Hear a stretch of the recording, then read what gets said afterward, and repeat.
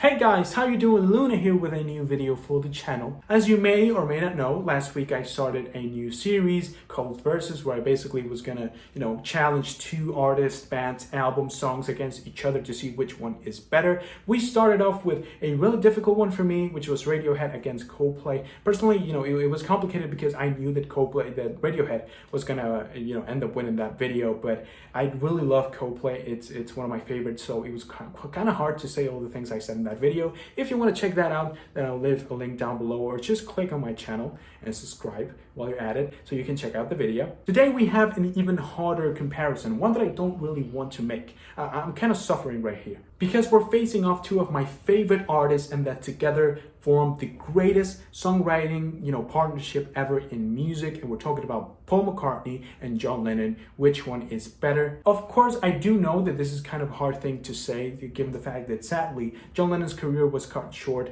10 years after it began by an assassination that we're really sorry about. And to keep things fair and to keep it square, okay, that rhymed, I'm just taking into accountability the albums that Paul McCartney released throughout the 70s. So that means that in the case of John Lennon, we're starting off from that horrible threesome of albums that he released with Yoko Ono in Unfinished Music in 1968, and we're letting it off at Milk and Honey in 1984. And in the case of Paul McCartney, we're starting with his solo debut self-titled studio album McCartney, and then we're letting it off at Tug of War. I think that's only fair. Starting off with Paul, we're going to start off with Paul because basically he has the longest, I have more things to say about him than to say about John, so I think it's only fair for me to start with him. In regards to the album with Paul, it was different than from the rest of the Beatles. The thing is that already by 1968, many of the other three members of the band had already experienced something as a solo release. For example, John Lennon had that horrible threesome of albums in the Unfinished Music he did with Yoko. In the case of George Harrison, again in 1968, he had the Wonderful Music EP, which was questionable one, but at least it was a solo release. Instead, the first thing we saw from Paul as a solo release was his debut self-titled studio album released in 1970. Even though he was the last one, to come out with a solo release, this one seemed to be a little bit rushed. There's homemade material in this. The songs are not quite polished. Most of the things here are recycled ideas from the White Album and the Let It Be session, so that can kind of tell you how this album sounds. Still, I think this album is pretty good. I kind of enjoy the homemade material here. I think it's really interesting and really something magical about this whole album. An artist trying to find his own sound, trying to find, his own place in the music industry. That's what this album is. And even some of the tracks here that don't really have anything that makes them an actual track, like for example Hot as Sunglasses or Valentine's Day, which are basically only instrumentals and that's it, have some enjoyable chord progressions, have some enjoyable melodies. It's kind of interesting to see how Paul changed his sound. Many of the material or experimentations he was trying to do in this album he didn't use in Ram or Wildlife. So yeah, it's kind of interesting. Then we have Ram and Wildlife released in 1971, two of the greatest albums in Paul's discography. Yes, that means I love Wildlife. What the fuck are you gonna do about it? I do think that many of the tracks in this album are not finished. For example, that Bebop and Moobo track are basically just instrumentals, and really bad ones too. Some People Never Know, I Am Your Singer, also the track Dear Friend. Some people rumor that it's directed towards John Lennon. Some really good tracks in this album. And in Ram, you have one of my favorite albums ever. I think many people argue that this is the album that started the indie movement. I do believe that's a bit of an exaggeration, but it was definitely one of the most mainstream, one of the first mainstream albums released in this style, and it's awesome from front to back. This album has nothing as a bad track in it. Everything in here is interesting, really different type of songwriting he tried to pull off. The performances in this album, the vocal processing, everything sounds really good on this album. And even though both John Lennon and George Harrison released amazing albums in this year, I do believe that McCartney won this year with the best released. Then after that you have Retro Speedway and Band on the Run, two albums that are also one of the most commercially successful albums that Paul ever released. I do believe that Retro Speedway was kind of the throwaways from Band on the Run, or the tracks I didn't use, even though it was released before, if I'm not wrong. I don't think this album is as good, even though it's still an enjoyable listen if you like this type of rock music Paul McCartney was doing in the 70s. Instead, in Band on the Run, you probably have the best track list that Paul McCartney has ever delivered on an album. Not only on an album, but in any solo Beatle release, this track list is amazing. You have basically rock and roll tunes, some acoustic tracks here and there, like Bluebird, But tracks like Band on the Run, Jet, Hell on Wheels, Mammonia are so interesting, so enjoyable, and so charismatic as well. You know, Paul McCartney showed that he didn't need it to be a Beatle to make rock and roll tunes that are enjoyable, and this album is like the evidence of it. After this one, we have Venus and Mars, and even though this album is definitely weaker than Man on the Run, I still believe it's a great album. I believe it has some good tracks in it, like Magneto and Titanium Man. Really enjoyable doo-wop songs that I believe that kind of, again, bring that same charisma and strength of character in Paul's voice. But already in this album, Paul was making the typical ballads that were already starting to get old, the lack of ideas. You can feel the lack of ideas in this album. You can feel that, you know, the fuel is running off, not only from Paul, but, you know, from the entire band. Medicine Jar, Spirits of Ancient Egypt, Listen to What the Man Said, I believe that are songs that are quite annoying and will already starting to hint towards how much the band will flop in the next album. And talking about the next two albums, we don't really need to say much about them. We have Wings at the Speed of Sound, and we have London Town, basically two of the most generic and boring releases that, you know, Paul McCartney ever put out. You have some good tracks here, like Silly Love Songs. I believe that it was a good, you know, a good response to everyone saying that Paul McCartney didn't know how to do anything else. And also Let Him In, I mean, it's my favorite track from the album, really good track, but everything else here seems to be so made out of a formula that didn't work anymore. Then you have Back to the Egg. This was the last album Paul McCartney would do with Wings. It's a good album. It's a better album than the ones I've said before. It's kind of, you know, the band going back to the roots in like White Life, Band on the Run, Retro Speedway. They tried to, you know, bring back that old sound, and they kind of succeeded. You know, tracks like Arrow Through Me kind of blend the rock tunes from Wings and disco music really well to create a really groovy and enjoyable track. The same thing with Baby's Request, one of Paul's best ballads with Wings. You also have All I Am, Sir, Getting Closer. I don't know, a lot of amazing tunes in this album, but the album itself, it seems like for every good track the album has, it has one that it's deeply boring and annoying and just not good. After that one, we have McCartney 2. This is the second installment in the homemade albums Paul McCartney did. So a lot of people thought that this album was going to be like something similar to what he did in the first one, but nothing like that. You know, he was more experimental. He was playing around with synths and digital sounds a lot in this album, and it came out as a mess. This album is probably one of the worst releases Paul McCartney ever put out there. I can basically tell you an entire track list like Frozen Jap, Temporary Secretary, songs that really no one wants to listen. Instead of trying to make something actually cohesive, like, I don't know, the Talking Heads were doing, or David Bowie was doing, you kind of just went around, grabbed a keyboard, pressed random on it, and started to hammer down the keyboard and just put out and said, look, experimental. You do have some enjoyable tracks here. For example, Coming Up, it's a really nice song. Front Parlor Song, it's also a track that it's kind of nice, kind of has a nice melody to it, but I don't know if the tracks are good or just more enjoyable than the rest of the album because of how much of a shit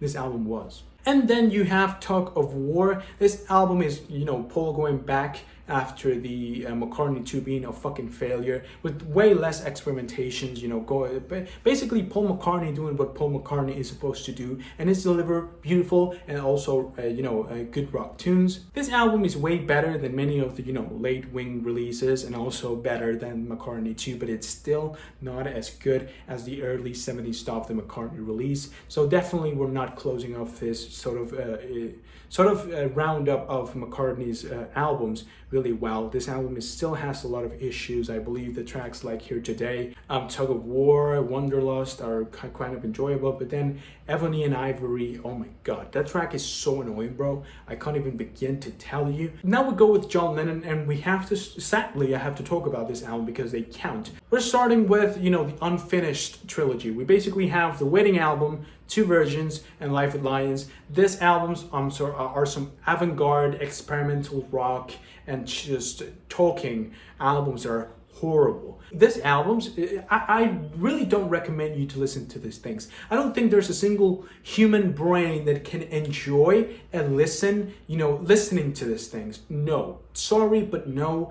I believe these albums are about the most hideous, annoying, boring, awkward, and stomach-wrenching things you can listen to in music history. And I cannot stretch enough how much of a sexual tension, awkwardness, violence, weird ideas, are in on this albums. I don't want to listen to these albums ever again. I had to listen to them again to make this video and sort of say, okay, are they as bad as I remembered them? They are. Don't listen to these things, especially if you have children at home. Do not. Now we're at 1970 and we have better news in this one. We have better albums. We have Plastic Ono Band. Already we have a great album, one of the best albums of all time, and my personal favorite release from any solo Beatle album. The amount of emotion, passion, vulnerability, and overall just feelings thrown into this album is amazing, touching, heart-wrenching, and exciting at the same time. You still have, the political side of John Lennon in this album, but this time from a more personal point of view, for example in tracks like Working Class Hero and Isolation. But the main focus on the album was not politics, was actually exploring the inner demons that John had at the moment, and it's beautiful. It's one of the best albums ever. I definitely recommend it if you haven't heard it.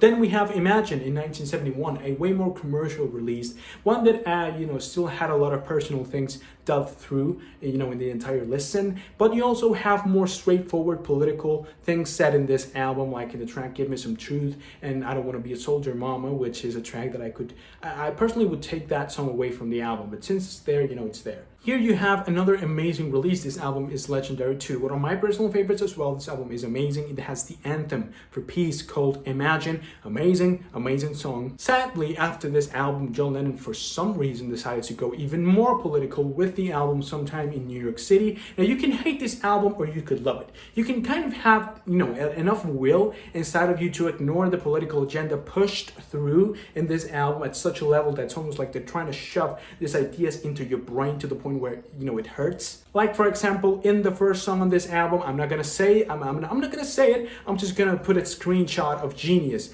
in this video, so you can see the name of the track. Outrageous, offensive, and I don't know, just fucking pointless. You can sort of give a pass on, on the melodies of this album. The Luck of the Irish is a nice song. John Sinclair is a nice song. That little acoustic tune that John pulled off.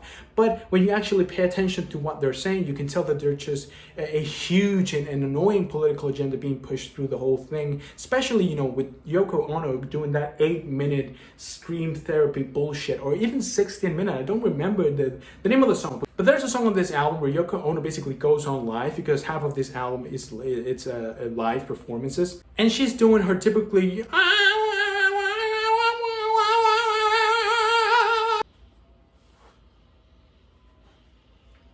it's so bad, bro. I was listening through this thing and I was like, how long is this gonna go? I want like a footage of this performance so I can see the crowd's reaction.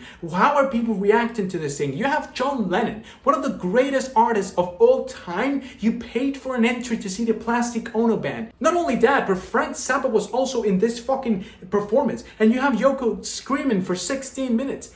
How is this possible? How are people not booing her? Also, many of the concepts in this album are so simple that they're almost for toddlers. It's almost like they're trying to push the agenda only for children, because anyone older than 20 years old can sort of tell the amount of bullshit that's being told. For example, in the track Roll Water, where they basically tell you that you will look at exactly the same as your enemy if you strip them naked. After this one, we have Mind Games, and honestly, even though the political agenda is still, being carried away, at certain points of the album, the melodies are way better, are way more enjoyable. The production is better on this one too, and overall it's a more enjoyable album, more personal things and personal feelings being touched in this album too. I believe that this is actually quite a nice listen. Then you have the 1974 listen, Walls and Bridges. This album is kind of a mixed bag. You have some of the best things that John Lennon has released since Imagine on this album, like for example Dream Number 9, beautiful psychedelic rock tune. You have Whatever Gets You Through the Night with Elton John, which is also an amazing tune. You got Going Down on Love, which is also a tune I enjoy. You have some good tunes here, but you also have some trash, shitty tunes in here that I'm not even gonna mention them, because I think we'll be just wasting time. And then after that, you have 5 years without a single album being released until Double Fantasy, which has some of the best songwriting John Lennon has delivered since Imagine. Again, we're talking about John Lennon here, but since he decided to include his wife on the recordings, I definitely have to talk about her, and I just don't like her compositions, nor the way that she performs.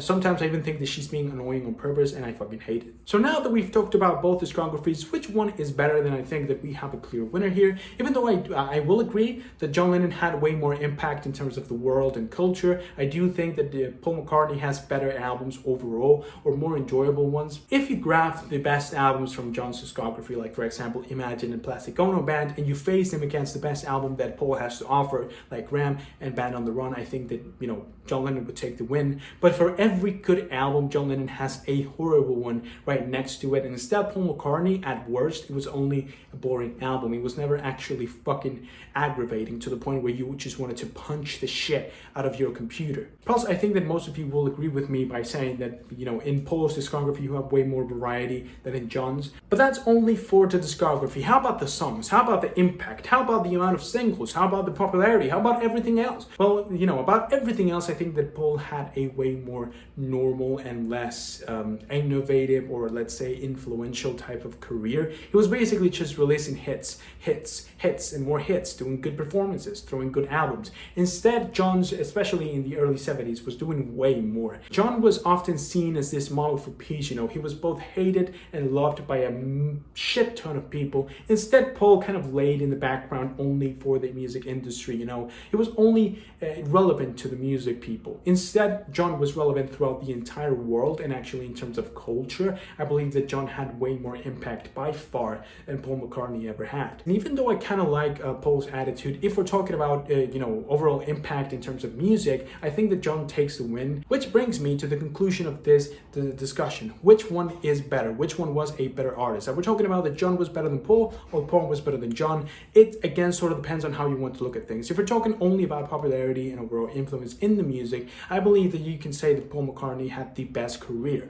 But if we're talking about the impact on culture, if we're talking about, you know, a more significant music idol, let's say, John Lennon was the idea, you know, was basically the impersonation of the idea of communicating a message through your music and doing it so successfully. He inspired a shit ton of people with tracks like Give Peace a Chance, Imagine, Working Class Hero, Isolation, Love, God. I believe the first song that criticized, you know, Christianity at such a loud, you know, with such a loud voice. So I believe that if we're only talking about the 70s and we're only talking about the impact they had through that decade, I believe that it's fair to say that John had a way more impactful career, even if the quality, the overall enjoyability of Paul's albums was better and way more relevant, let's say. I do think that that's basically because of the type of music that Paul was doing was just more popular. That's basically like saying that because of Kendrick not being as popular as Bad Bunny, then Bad Bunny is a better artist. That's not necessarily what you should be arguing. I believe that if you had to make, you know, the comparison, and you have to compare the two and kind of face them against each other for the sake of, you know, of debate only, I believe that John had way more impact on the music, and I believe that he takes the win on this video. That is it for today's video, guys. I really hope that you enjoyed it. If you did, go ahead and leave a like on the video and subscribe to the channel so you don't miss any of the videos that I upload. I also want to know